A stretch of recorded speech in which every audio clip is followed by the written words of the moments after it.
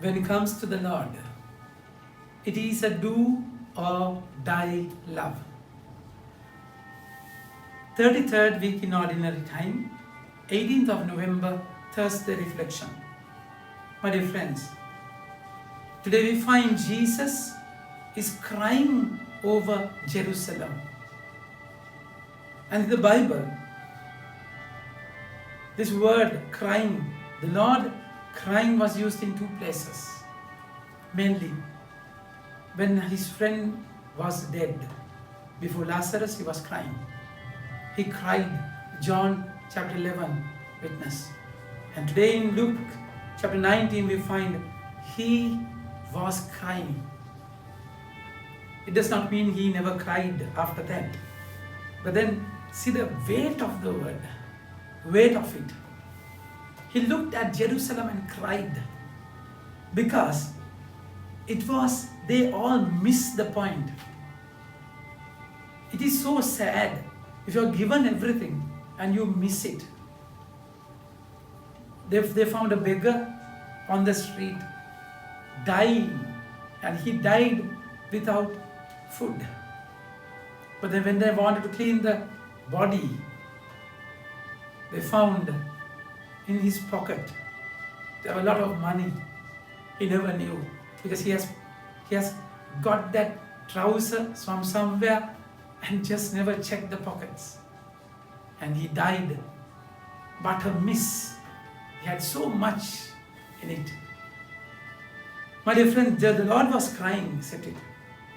When Jesus drew near the city, saw the city, he wept over it, saying, would that you, even you, had known on this day the things that make for peace.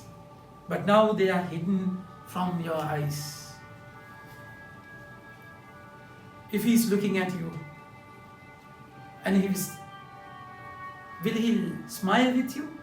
Will he be joyful? Or will he cry looking at you? Look at you and me. My dear friends, we have to think.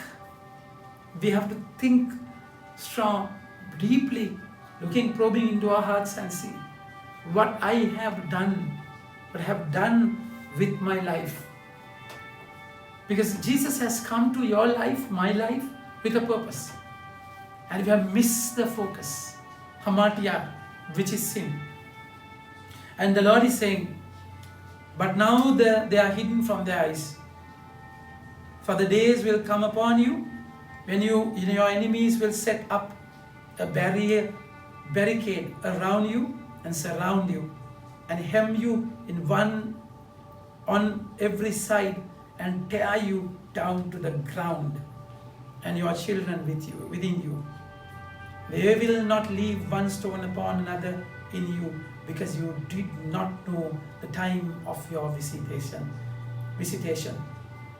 And see, my dear friends, so polite destination, our life can be so dangerously destroyed if we don't have our standards properly. If we don't have our principles properly, have our margins properly, demarcations properly, we cannot compromise with sin. Never. That's exactly why we find in the first reading, book of Maccabee, which means hammer. They were so much persecuted. The persecution was so much. And they were pressed, surrounded, and attacked terribly. And that's how the king's officers who were enforcing the apostasy came to the city of Modane to make them offer sacrifice. So they were forcing apostasy. Apostasy is going against the faith. You have pagan gods. You have idol worship.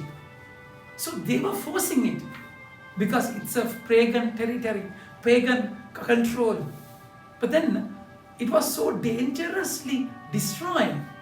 You go against Yahweh means, which is dangerous, but yet people were attracted. So this is the carnal side of the sin. Selfish, greedy desire of sin. That's why many of the Israel came to them. And Mattathias and his sons were assembled. So Mattathias is a leader, and he had influence. So he also saw what's happening, but he never betrayed himself, my dear friends. So what happened? They said, the king's officer spoke to Mattathias and as follows: "You are a leader, honored and great in this city, and supported by sons and brothers.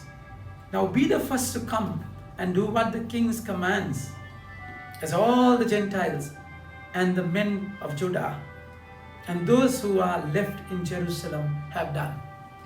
So this is the mob, isn't it?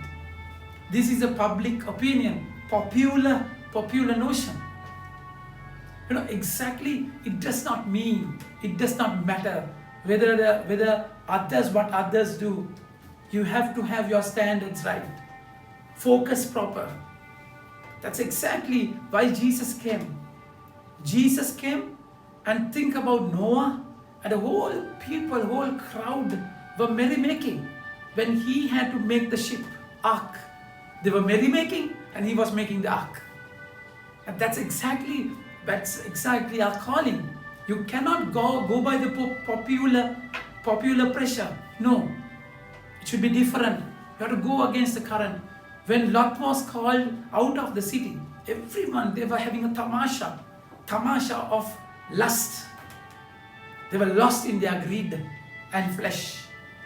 But then they heard the voice of the Father, voice of Yahweh. That's exactly what should be done, what should happen in our lives.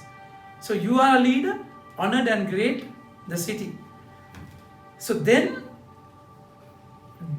you and your sons will be numbered among the friends of the king, and you and your sons will be honored with silver and gold and many gifts.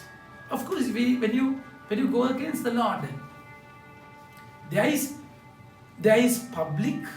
popular prestige which you can enjoy in that moment, but you destroy your whole life, whole soul, and your whole inside. Because that's why then what happened?